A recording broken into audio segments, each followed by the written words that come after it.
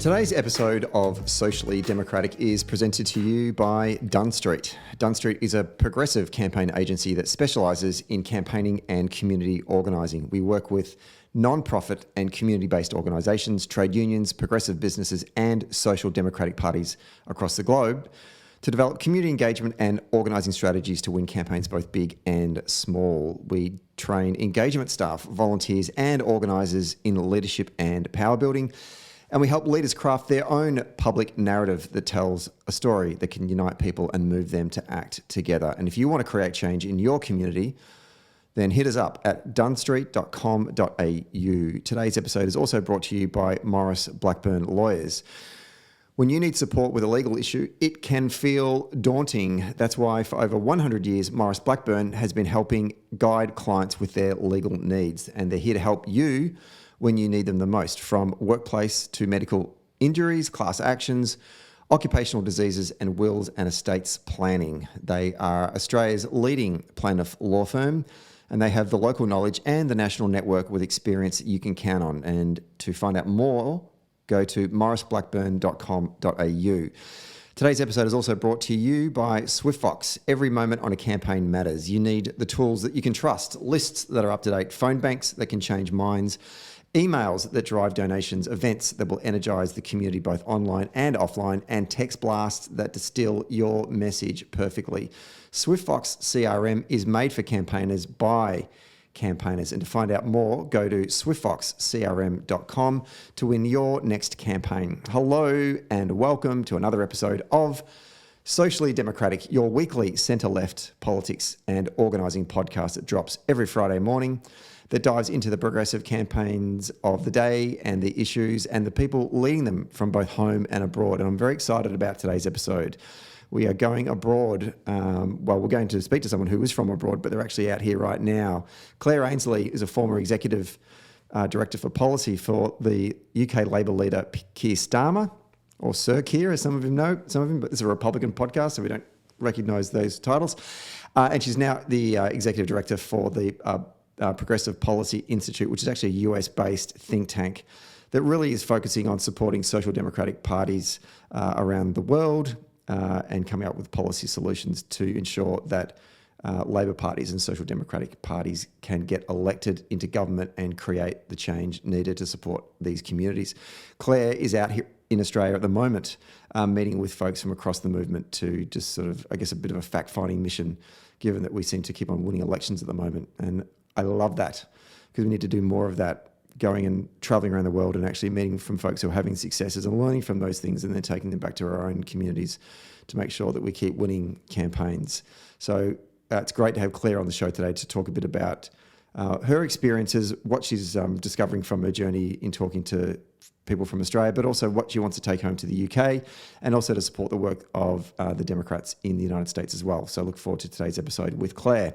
Don't forget to subscribe to the podcast on Apple Podcasts, Spotify and Stitcher. And if you love the show, be sure to give us 5 stars on Apple Podcast. And when you're done listening to today's episode, please leave us a review. Positive if you can. That would be great. And for all the updates, don't forget to follow Dunn Street on YouTube, Facebook, Twitter, Instagram and LinkedIn. Okay, let's get to today's episode.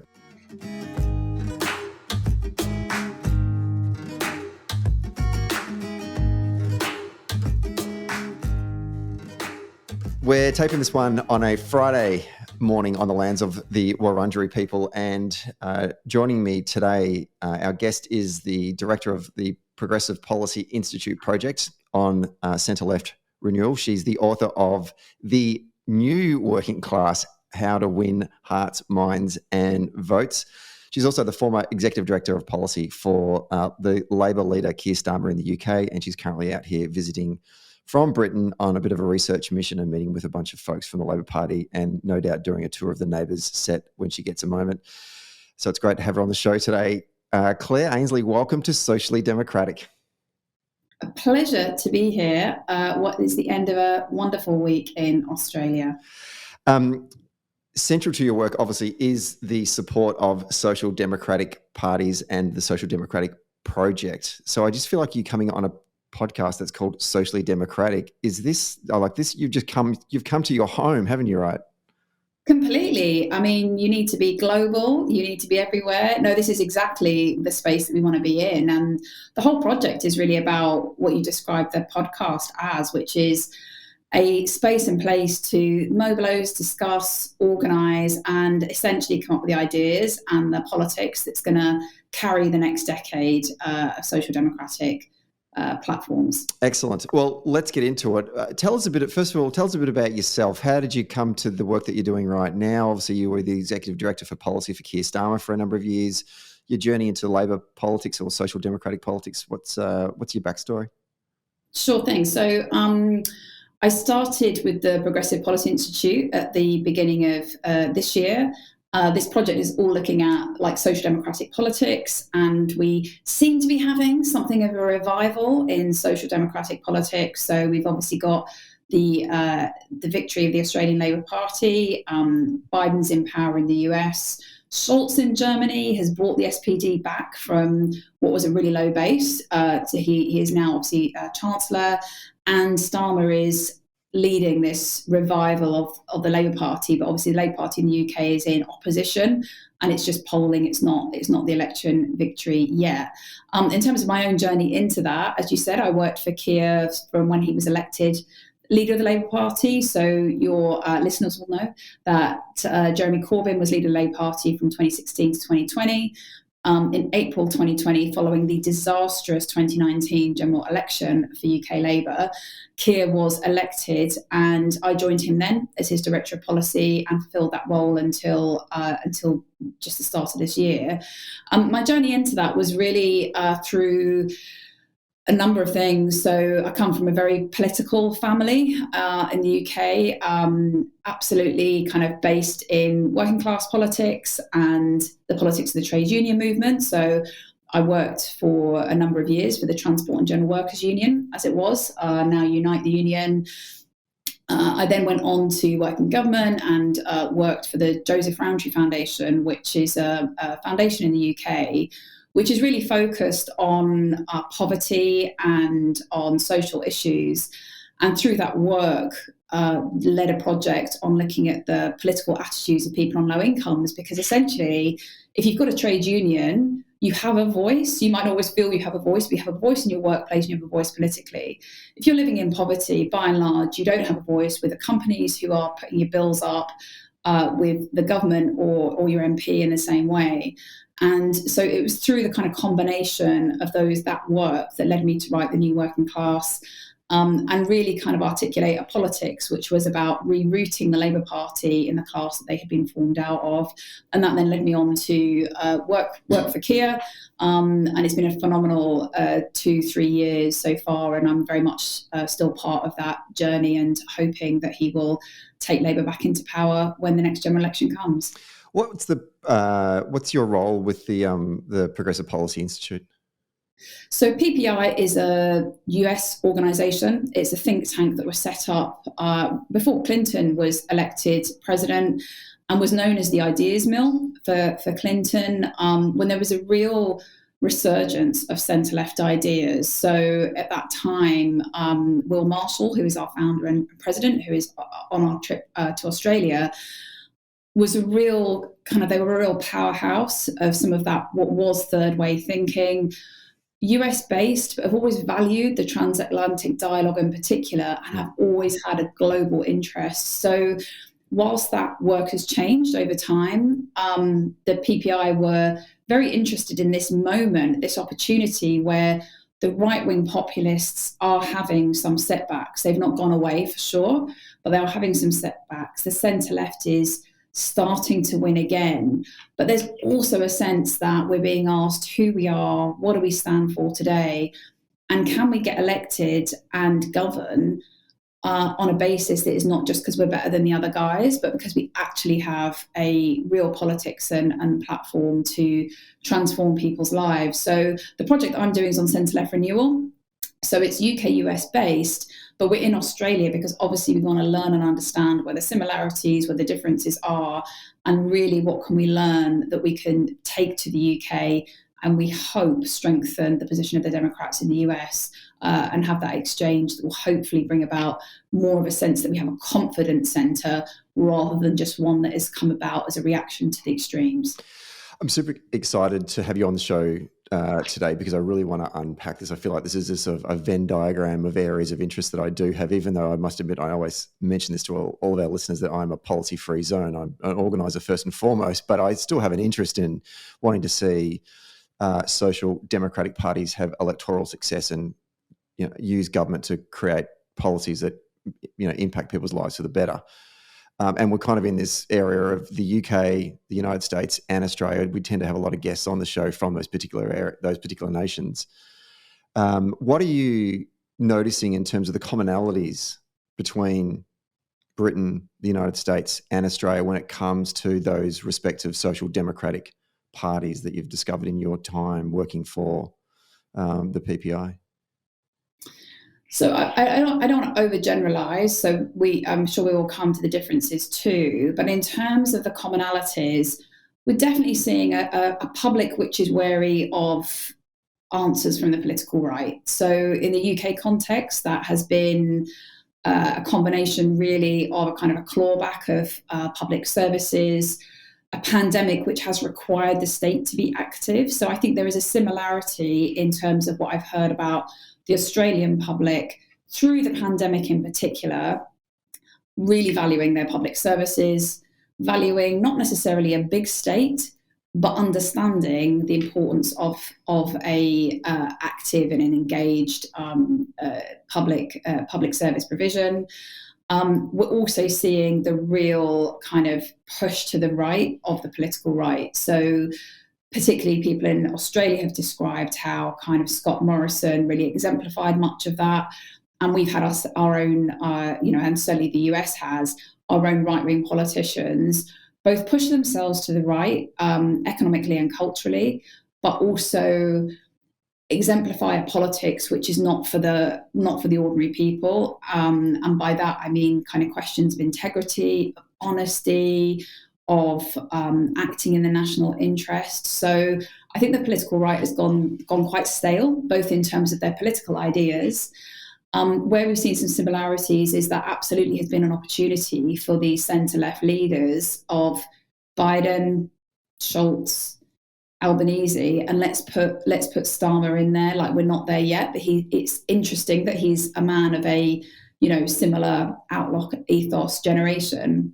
So there's certainly a desire from the public to have an approach which I don't think the political right can deliver, and leaders that exemplify that more, that change, but it's a safe change. It's a calm, moderate return, if you like, to politics standing for something of respect and of a higher order. So I certainly think there are similarities in terms of what's pushing people away from the political right and what is pulling us people to the political left. Before I get to, I guess, the differences or some of the things that have jumped out at you in your whirlwind tour of the east coast of Australia in the last week, I actually want to unpack a question. So I'll unpack a point you made before about the political right and this lurch to the right in the UK and also here in Australia. Do you think that it's been influenced by what they are seeing in the United States and the success of, say, Trump in 2016? Or is it something that's just been generated locally anyway, and that's just a coincidence, or the timing is a coincidence? So I certainly think that in the UK, they have, like, Johnson was not Trump, and I wouldn't characterise him in that way. But they certainly learned that there was a sweet spot or a sour spot, you might say, of moving somewhat to the left on economics. So being quite comfortable with a level of state intervention. And this was before the pandemic. So Trump, was quite comfortable with some of that. And certainly Boris Johnson won on a platform in the UK in 2019 of putting more money back into public services, quite specific pledges on nurses and police numbers. But he got that people were really sick of austerity by then. And they have absolutely been deploying this this right-wing playbook of trying to weaponise culture issues in the UK. Now, I think we'll come on to differences, but I think that hasn't happened in exactly the same way in Australia. But for sure, we have got basically a Trump-light version of some of that going on in the UK, and it is quite disruptive in the political context. So they have definitely tried to borrow and import into the UK some of the techniques from the right, both the politics of it and politically where you position yourself in policy, but also just some of the tactics. So what other things that have stood out to you on this tour that is a difference or maybe even a key learning that you can take with you back to the UK? Yeah, I mean, there's certainly lots of campaign learnings I think we can take back. I think probably one of the differences is this point on culture. The US has become very much embroiled in what we've come to know as these culture wars. So the weaponization of social difference to kind of have a political gain, that has, it has really kind of embroiled US politics. But in the UK too, we've seen the attempted weaponization of issues from gender identity and trans equality to immigration straddles both as sort of policy issue that absolutely needs to be addressed and can be used as sort of a culture war issue. Not gone quite so far down the track as they are in the US, but it feels that in Australia, you're not quite seeing the same tactics and techniques used. That also feels like culturally and structurally in Australia, compulsory voting doesn't reward the extremes, and therefore there is a disincentive for either of the major parties to polarize themselves in such a way. I think that has a massive effect on the campaign, but it also just in terms of pitch, it would be difficult to see a more extreme candidate being elected. That said, I think one of the things we've seen in both Australia, but certainly in the UK, is whilst it would be quite difficult to get a candidate elected from the extremes, so like Nigel Farage, who people will know as being the sort of chief sort of advocate of Brexit and is sort of somewhat on the fringe of UK politics.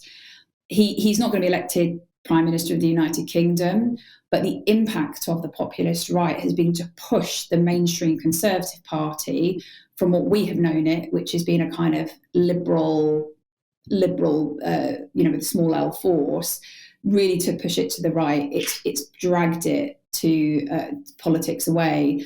So I think you're probably seeing, in terms of differences, the culture issues play out differently, and only you as Australians will be able to know whether you are immune from that or whether we're just giving you a signal of what's to come. To that point, I mean, it's interesting you talk about the nature of our two voting systems, both compulsory and non-compulsory voting.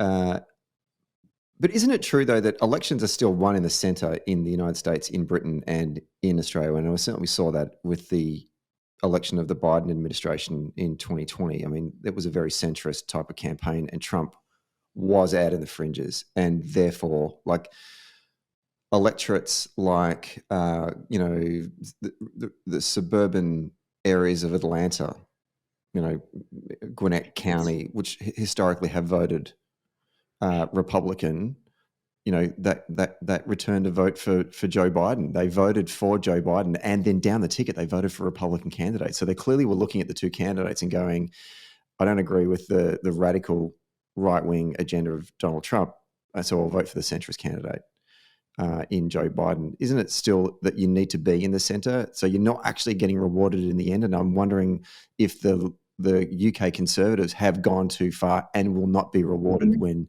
the general election comes up in whatever year that's supposed to happen. I mean, on the whole, I think that's right. I think that it matters in a couple of regards. One, it always means that the US and UK believe a more extreme candidate can win.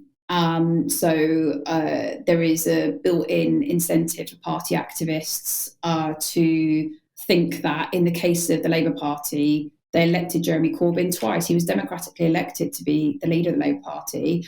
And for Conservatives, they elected Liz Truss as their choice of leader, and she crashed and burned really quickly. And the parliamentary party was ruthless enough and savvy enough to get rid of her and install Rishi Sunak in. But it certainly allows the voting system in the UK and to some extent the US will allow a party base to think that really, if only their true candidate come forward, then the masses will follow. And we're yet to see the evidence of that happening, with the exception of Trump. Trump didn't win from the centre, and therefore I think he will always serve as a watch that you don't necessarily, that what used to be true in terms of you could only win from the centre has been proved to be not always the case. But I think in general terms, you're right, even with a different voting system, like, people just are turned off by extremes. And we're definitely seeing in the US that the extreme nature of the Republican Party and some of their candidates in the midterms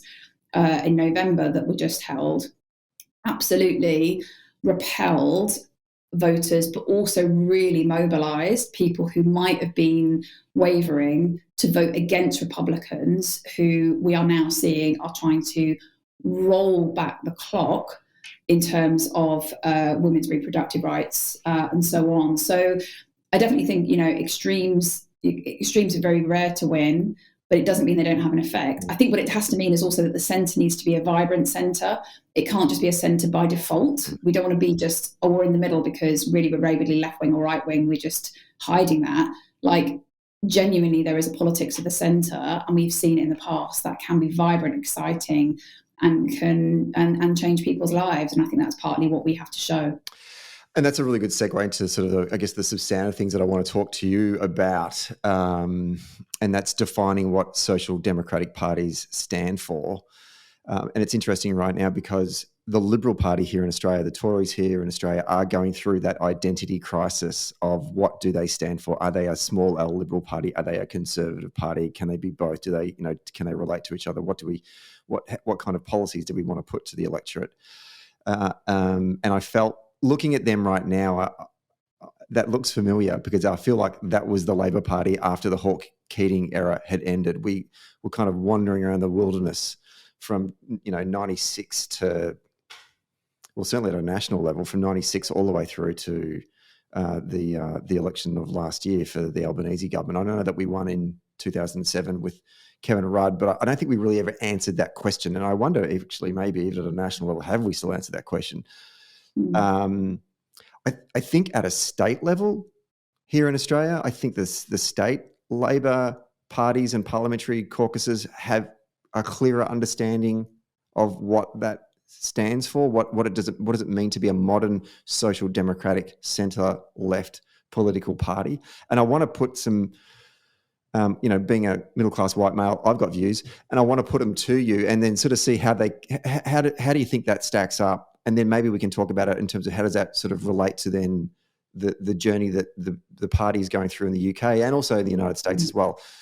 I think that the social democratic project here in Australia now, and certainly my take on it, looking at what the success we've had here in my home state of Victoria, is it's centred around what I would call industry policy. And when I say industry policy, I don't mean just manufacturing. I'm talking about large government investment into industry projects like the big build, which when we talk about that in Victoria, we're talking about public transport infrastructure, building underground rail networks, the suburban rail loop, removing level crossings. I'm talking about schools, hospitals, renewable energy, which is an area I think we need to probably invest more in. So what we're doing is we're actually doing three things. One, we're growing the economy. We're creating more jobs. And we're investing in people and developing their skills. Two, we're actually targeting to solve policy challenges that the community is facing, whether they need more schools, more hospitals, better public transport to get around. Three, there's a social procurement element built into it. So therefore, we're only using Australian steel. They are only union jobs that have got good standards, good wages and good conditions. There needs to be a minimum amount of apprentices. So therefore, we're skilling up the future workforce and bringing younger people into the economy.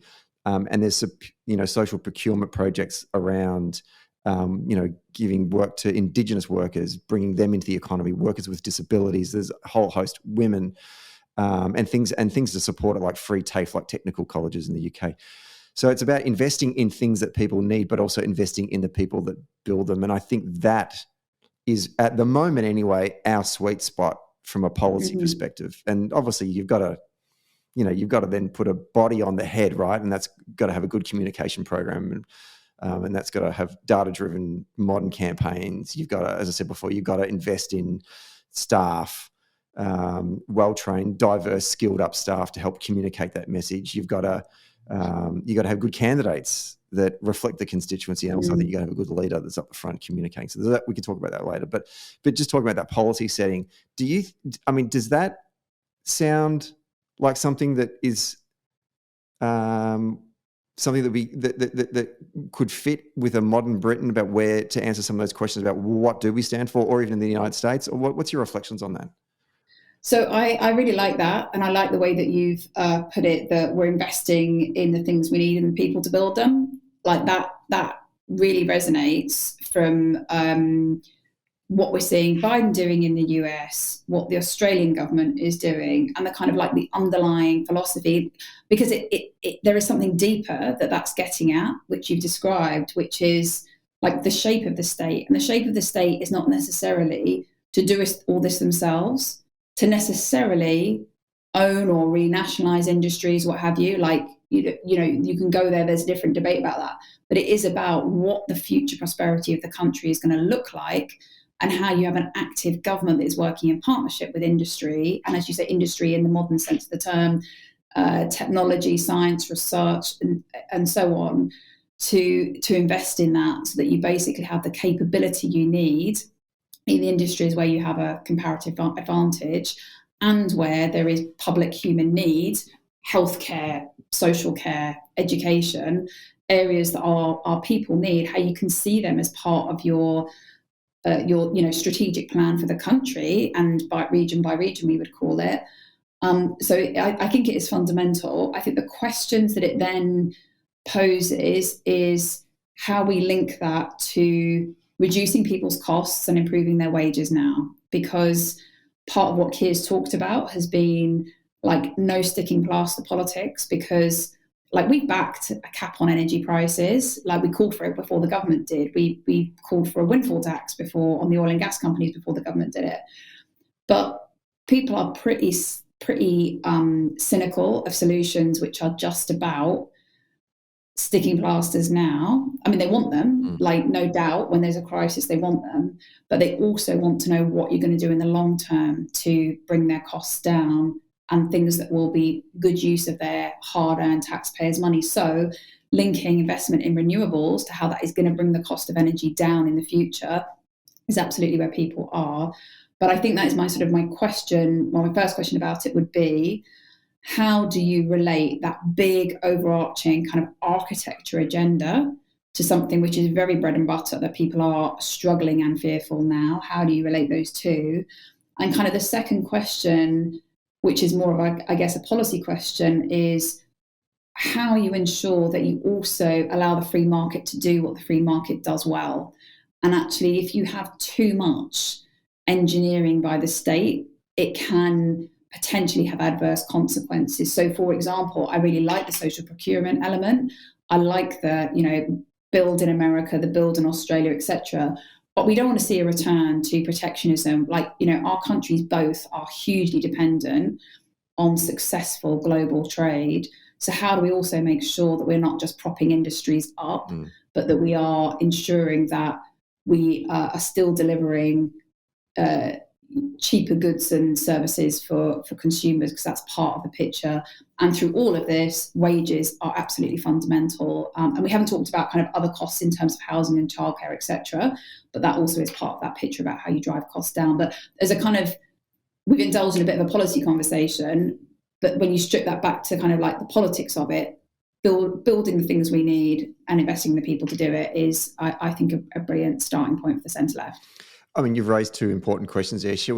unpack the second one first, which was talking about the free market. What are your thoughts on that? I think that there's a balance that you need to strike, right, between government and the free market. That the diversity of ideas, the diversity of skills. If you can get that balance right, then I think you're in a good spot. What have you seen that you think that can ensure that we don't fall into those traps that you just lifted up? Yeah, I mean, I think it's tough, and I think that the politics have obviously really swung from where we were in the pre the sort of 2007-8 financial crisis, and I think our watch has to be how you have a mixed economy that essentially enables people. It enables the private sector to innovate, to thrive, to grow the economy, because that is where the growth will come from, but one which gives also people a sense of belonging and doesn't mean the market always overrides what we're in this for, which is to create a better society where people are healthier, happier, thriving, good jobs, and so on and so forth. And that is the difficulty, is that I think this is why I'm excited about the prospects for the centre-left, because I think the political right will fail in the end, because in the end they will always put the market above human need. Like when push comes to shove, Boris Johnson can put as many slogans of putting the nurses back and police, but ultimately economically, Rishi Sunak is an economic liberal. He's fairly right-wing in terms of his economics. I don't think those economics have been proved to win for people, and they've not been able to win politically. That's why the Tories have had to shift left. And similarly, I think any sort of dogmatic approach on the economy from parts of the left, which will assume that we can move the state into these areas, has not been successful particularly either. I think we have to think about different models of where the market is not delivering. It's not just through regulation that we can have different models of doing things. I think we should be looking at different ways for the state to work in partnership with the private sector. And that's not just on the financing. It's just that there isn't always a profit in the things that we need to be done. That doesn't necessarily mean the state has to always do them. But I think that you have to look at just a different way of how you meet, whether it's on housing or whether it's on jobs and skills. Like, what is that active conversation that needs to happen that allows us to grow the economy from all in the United Kingdom, from all of the places, the United Kingdom, not just London and the South East. Like, we need a thriving London and the South East, but the idea that you can have one part of the country that basically makes all the money and dishes it out just politically doesn't work for people. So I think that we have the opportunity for the centre-left to kind of reroute our policy in the politics, which is going to be winning for us. But I think we are the ones that will come up with the answers, because we're less squeamish about using the state. Like, we're happy to, in the original third way, the kind of pragmatism, we need to refine that pragmatism, but maybe think a bit more creatively about the solutions that are needed. Let's take a quick break to talk about SwiftFox. Every moment on a campaign matters. You need the tools that you can trust. Lists that are up to date, absolutely. Phone banks that can change minds. Emails that drive donations, and events that will energise the community online and offline. And text blasts that distill your message perfectly. SwiftFox CRM is made for campaigners by campaigners. And to find out more, go to swiftfoxcrm.com to win your next campaign. Okay, let's get back to the show. Listening to you speak about that then, and thinking about some of the challenges that the Labor Party has in the UK geographically, in the Midlands and Northern England, talk about that red wall. And I'm thinking about, certainly here in the state of Victoria, regional Victoria, the urban centres outside of metropolitan Melbourne. I'm talking about Geelong, Ballarat, Bendigo, to a lesser extent, Gippsland, where I'm from, have historically consistently voted for Labor candidates since 1999, and before that, all the way back to the split in the 1950s. This was Tory heartland, and we've seen constant investment by Labor governments in those communities, providing good-paying jobs, and people are moving there. Then it's not that far away from Melbourne, so you can kind of commute if you want, if you've got a job in Melbourne and live there. But also, there are just jobs that are in those communities, building, trains and public transport infrastructure, public service jobs, renewables, and there's more and more investment going to those regions. And so Labor electorally has been rewarded by those communities saying, well, you are investing in us, and so we'll continue to vote for you. And I'm thinking about those communities in the UK that, and maybe you can talk a bit more about the journey that they've been on since, I guess, when we think about back to the 80s, when the de-investment in mining and sort of these traditionally Labor heartland communities that have gone through a lot of struggle. Where are there policy solutions for them to invest in those communities to say, hey, we Labor hear what you're going through, and we're going to use the state to support the work that you're doing to give you good paying jobs, skill your communities up, and actually start to reinvent new economies in those areas. What's the consideration that's happening there? So some of it is political, and I think some of it is about the kind of economic policy that we need. So I think we've all had to work through big economic changes in our country and our countries. And as you referred to kind of what happened to the UK economy that was accelerated by Margaret Thatcher in the 80s, that was even more than a disinvestment. I mean, that was a closure. That was a close down, a brutal close down of what is now considered old industries, and the scars that has left, both industrially and politically, they run very, very deep. And I think part of our takeaway from that is, you don't want to go and reopen a coal mine. That's not the point. But you do want to learn from economic change. You do have to have a leader who can vision what that new economy is going to look like, and where that means you have to manage that change. But you don't want to do to communities that are going to experience some of the economic change, what was done to them in the 1980s, and all of the social and economic problems that's left. So I think partly it's about how do you politically respond to and lead and manage the change to a changed economy, whether this time around it's through technology, the transition to a greener, cleaner economy would be the kind of drivers this time. And then the second part of it is how those places have a real contribution and a voice. And I think we're seeing through political devolution in the United Kingdom, signs of how that can happen. So over the last few years, we haven't had just devolution in Wales and Scotland, where they have their own parliaments and assemblies. We've had regional devolution, and it's not the full devolution yet. That is something that a government under Keir Starmer is keen to bring about, is a fuller sense of devolution. But it has created this layer of city, metro mayors, which will be expanded. And I think part of the answer is about how those metro mayors are working really pragmatically with businesses, industry, employers, foreign investors. They're working with public sector, they're working with their universities and colleges to have a long-term vision of their place. That means that they can have competitive advantage in whichever is the industry for themselves in that area. And that is not going to be coal mining, and it doesn't have to be.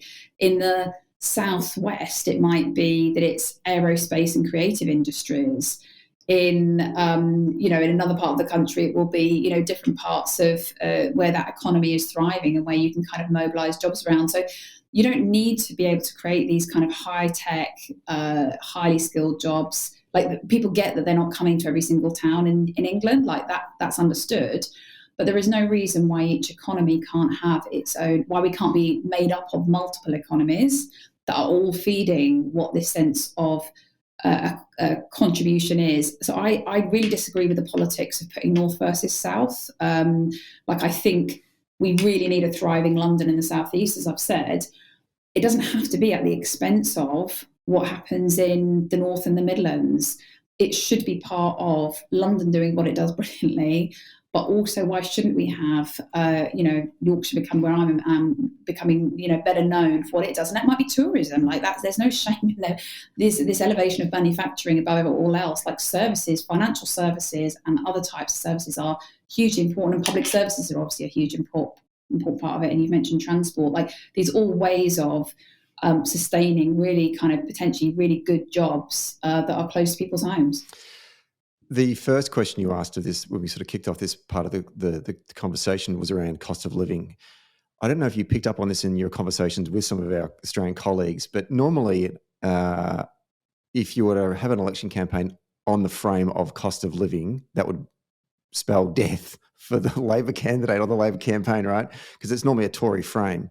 But at the last election, federally, and also here in Victoria, the state election, and actually maybe in the state election in New South Wales last month, the research came back saying that Labor were the preferred party to deal with the pressures of cost of living, which is incredible. I was stunned when that came out in the lead up to the May 22 federal campaign.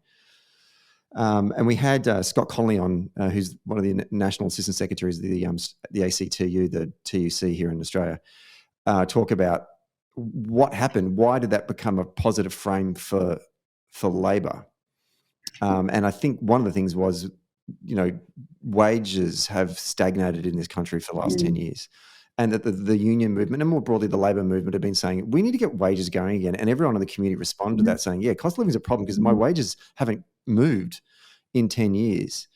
And to the point, the question you asked before about, well, how do we address the cost of living? Wages certainly has to play a part in that, and jobs play a part in that.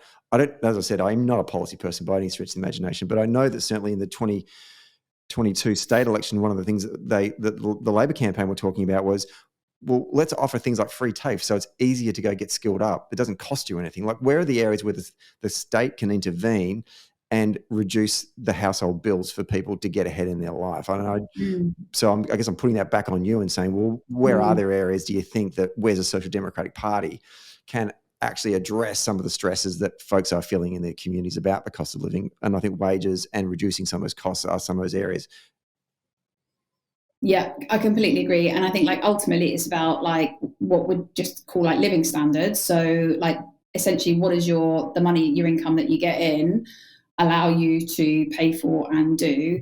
And it is really reasonable that most people think that what they are paid increases over time because their costs increase over time, and they want to see themselves progress for sure.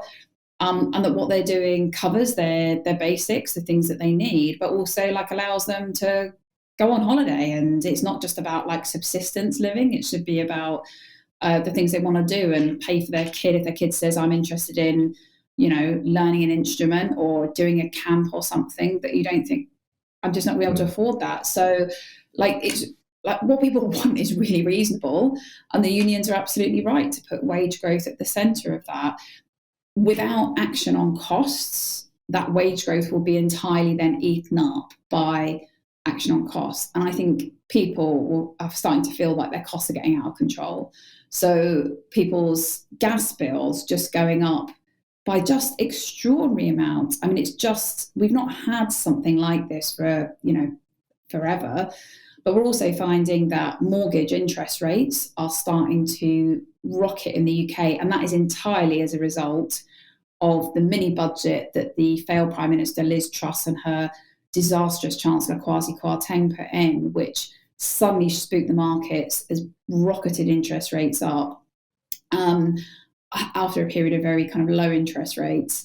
So you've got housing more generally, and that's then pushing price up for renters, other costs, food, childcare, everything seems to be going up. And then everyone just feels like everyone's being, told, oh, well, we might as well join it and we're going to push up our costs on everything from, broadband and phone bill, and everything seems to be going up and your wages are not going up. So the unions are absolutely right to put wage growth at the centre. On the longer term, it's some of the policies we've talked about on the industrial policy. I think it was right the Germans went out and it's been an increase in the minimum wage. But ultimately, unless you really tackle some of these market failures that are driving up people's household costs, you will eat up that wage growth. So if Labour wants the central agenda, I think, for Labour, in terms of what they've got to deliver on, will be, do people feel better off? Because they certainly don't feel better off under the Tories in our country. And being better off means wage growth, costs lowering, and then buying some time to be able to sort out some of the other problems we've got in our health and public services, which are also contributing to people's feelings of insecurity. I wonder if there is some kind of a chord that can be struck between government and industry when it comes to costs. Because to your point there, it just sort of feels like some of these industries are just jacking up their rates willy-nilly without any sort of data behind it, like dartboard kind of, pick a number on the wall. We'll jack it up by 12% because that seems like the going rate because we want to make money. How do we work out an arrangement between government and industry to say to industry, we understand that you want to be able to deliver profits to your shareholders or to your business, but at the same time, it has to be done within a certain framework. I mean, is there a space for a conversation around that? Some creative thinking.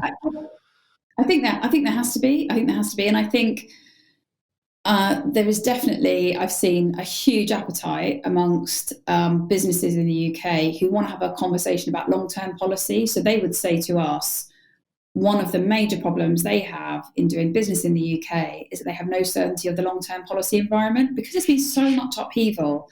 Like the Brexit referendum, then we've taken several years to work out how to implement that. The political upheaval we've had, and then obviously we've had other crises like the pandemic and the war in Ukraine, which these big factors. But on the whole, what business hasn't had to work with is a stable partner in government. So if you are a foreign investor or you're a domestic business, like you cannot be certain of what the climate is that you might be investing in over time. And that is absolutely something that a centre-left government can achieve. The conversations that you can then have with business where you're setting goals, and Starmer has articulated this through missions where he said, right, I want to mobilise industry, employers, public services and government and citizens towards these particular goals for the future. That opens up the space for those conversations. Like that said, we should not be afraid of being tough on those businesses that I think are absolutely taking consumers for a ride. The business model that most of them will have is about, as you say, protecting their shareholders. Like the banks are not taking any of the heat here. They are absolutely clear. They are going to make you as a mortgage owner, as a mortgage holder pay, and they're going to make renters pay. Like there is just, it goes down the chain. So you can for sure have a conversation and a dialogue with business because they have a vested interest too in wanting to have this longer term policy framework. But there's got to come with, I think, a much tougher approach to some of the businesses that I think are, just taking people for a ride. And you cannot expect government to just weigh in and subsidise their bills when the profits are still being made right at the top. Qantas comes to mind in that conversation here in Australia. Can we talk about Keir Starmer? You worked for him for a number of years. He's the new leader. He's taken over from Jeremy Corbyn. And man, we've had some podcasts with your colleagues, John McTiernan, during the Corbyn years. And now I look back on it and think about it. I feel like it's sort of I can only think about that scene in Anchorman with Ron Burgundy and the guys all sitting around having beers after they had that street pitchfork fight with all the other news crews. And Burgundy says, wow, that really escalated. That jumped up a notch when I think about the Jeremy Corbyn era. Now, I feel like that era is over, right? And we're now in this sort of, it seems like the party's returning back to being a traditional social democratic centre-left party. What kind of bloke is Keir Starmer like? And what is his vision for Britain going into the future? So I work with Keir pretty closely. The jobs and the environment in politics is pretty intense. So I got to know him, and so I started working from April 2020 until I left at Christmas just gone. And honestly, I have the greatest respect for Keir Starmer. If he gets the opportunity to lead our country, I think he is going to be a phenomenal Prime Minister. I think he has just got such integrity and he's got such backbone. He is a leader in the truest sense, in that he sees a path and he will take the country on it. And that is so inspiring to me. And I grew to understand that in working with him. He wasn't, hugely, he was known because he has a stellar professional career before he came into politics, but I say that from having seen what I've seen of him during the last more recent period. And to work with, he's someone who is incredibly respectful, professional. He's led big organizations. So in politics, it's a huge help because he understands how to motivate and mobilize and work with people. He's also really confident and secure in himself. So he's fine if you disagree with him, which is wonderful, because then you're not in this situation you can be in politics where it's all on kind of fear or favor, what have you. It's a very different dialogue around here. He wants the best from people. So I think part of what the team's tried to do is to make sure that he's seen on different platforms. And I think sometimes the adversarial nature of our politics don't lend themselves to seeing all of the person. But I have no doubt that if he's given the chance to serve, he will be one of our great prime ministers. It's funny you say that about the adversarial nature of our politics. We've had Premier Daniel Andrews on the show twice, and long form interviews, hour and 10, 15 minutes. And I obviously worked with Daniel when I was a party official in the 2014 and 2018 campaigns, and we just had a bit of a chat about his thoughts on politics. We talked about the Social Democratic Project. We talked about his government. We talked about leadership. We talked about golf. We talked about, we had a long chat. You're going to cover a lot of topics in an hour and 20 minutes, right? Mm-hmm. And all the media crack the shits about the podcast. Can't believe Daniel Andrews gave it an hour. We don't get that. Well, you do actually, because Daniel stands up basically 4 or 5 times a week and takes every single one of your questions. The difference is your questions are stupid and they are adversarial. So he's not going to open up the way he did on a podcast. This is not me angling to get Keir Starmer on this podcast, but if you do know how to get him on this podcast, we would be more than happy to have him on the show and have a good chat about his life and his thoughts about how Britain can be a better place. But it's weird, right? Like, where are those opportunities for leaders to be able to actually just communicate directly with the community about what they believe in, what their values are, and how they'd like to translate those values into action?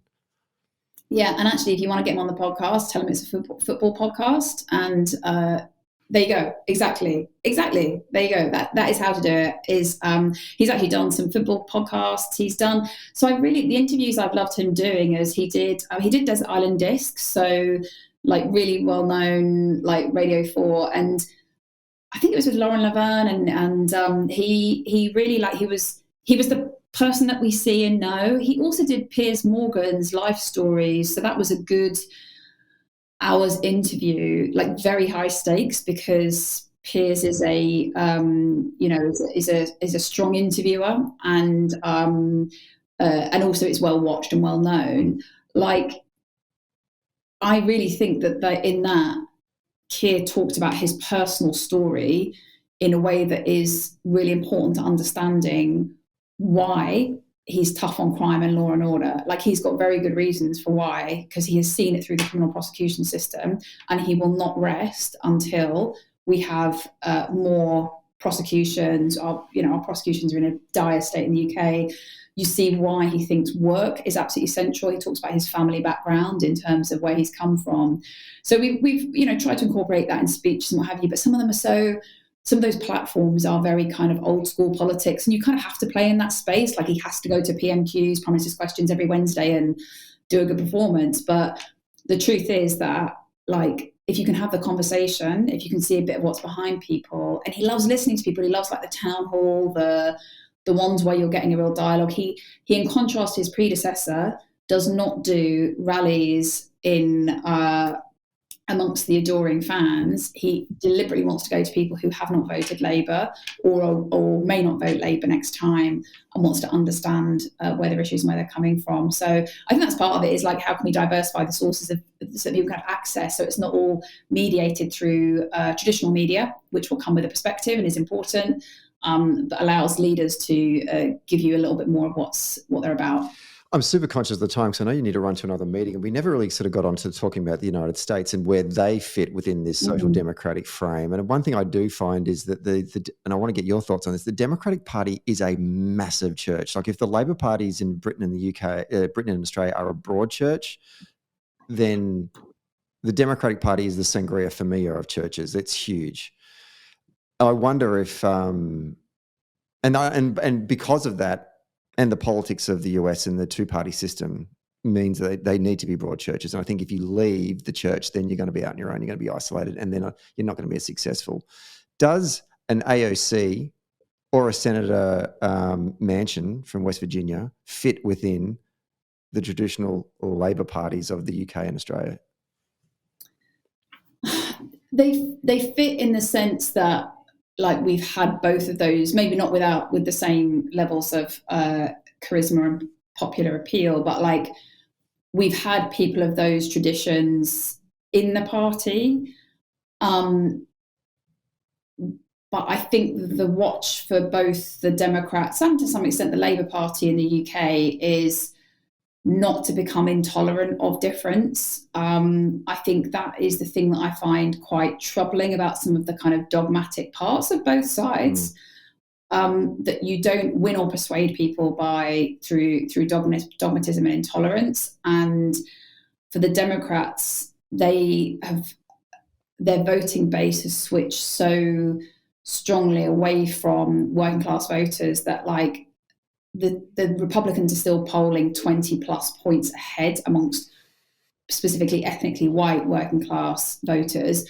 But also the Democrats are starting to see their base amongst Hispanic voters start to dwindle as well and become much more their profile, much more those who've been through a college education. And that is a massive problem for the Democrats in terms of that doesn't give you the broad church of what in the UK is why when Labour has been elected, and let's face it, Labour has only been in power for 30 years out of 123 years we've been in existence. We haven't been in power very much. When we have, it has been that alliance between working class voters in their very modern sense of the word, or contemporary rather, and the more sort of socially liberal middle class. If you lose that speaking for your average working class voter, however they identify themselves, you lose elections. And the route for the Labour Party back, and what Starmer is doing, is to re-cement themselves with that working class, speaking for the modern working class base, but also to bring with it this more socially liberal middle class, because it is fundamental. It's how the Labour Party was set up and it's how it wins. For the Democrats in the States, whilst Biden is in power, they're not winning by big margins. 2024 is a really important election to watch. And they want to be able to turn around their position with working class voters and with Hispanic voters and voters from other ethnic groups, because if they don't, they just don't have the numbers amongst the graduate class to win and win big. You're preaching to the converted. I mean, you think about the Australian Labor Party experience, it's the same. You know, it's both that working class base that stuck by us for so many years. And I know we've had challenges in there within that community and has been going back for a very long time. And those communities, the fabric of those communities has changed a lot over the years, but also that middle class educated group as well that kind of came into our party in the 70s with Gough Whitlam. And to, kind of phrase from that meme, why not both? We need both. We can't do it without it either. And I find it warms my heart to hear that from you about the UK. I just wonder why that can't be heeded by our cousins over in the United States, because this schism that's going on within their massive big church worries me electorally if they're going to win elections, to your point. I don't know how we resolve that in a podcast, but we'll have to wait and see, I guess, right? Well, you'll by all means, there is a podcast to be done on that central question that PPI and others in the US are acutely aware of the issue and would love the chance to be able to understand how the Australian Labor Party, and actually Starmer is now ahead on working class voters, would love to be able to put that needs to be centre stage in the US, and they absolutely have their champions and advocates for it, but they need more allies. Claire, that sounds like the next episode that we are going to do then, I think, with your good self and some of your colleagues in the US. Love to. And it's been a real pleasure to talk with you, and really just a big, a thank you to all of those people in Australia who've given us the benefit of their wisdom, their challenges, their learning. And I just hope the next time we are talking, we're in a different position in the UK, but lots of work to do. Absolutely. Thank you very much for coming on the show. Is there anything you want to, your book, where can folks buy your book? Do you want to give it a plug? We'll probably drop some links in the bio as well. Sure thing. So it's called The New Working Class, How to Win Hearts, Minds and Votes. It's available in, your usual internet online sources. I will not name them, but you know what they are.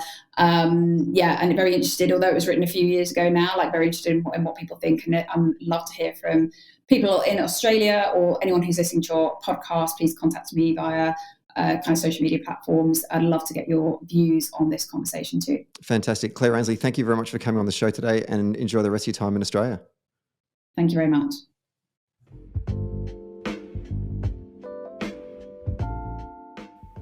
Hey there. Thanks for listening to Socially Democratic. Did you like the podcast? Hit the follow or subscribe button and be sure to leave a review on Apple Podcasts or Podchaser. And to get all the latest updates on Socially Democratic, follow Dunn Street on Facebook, Instagram, Twitter, and LinkedIn. And we'll see you next Friday.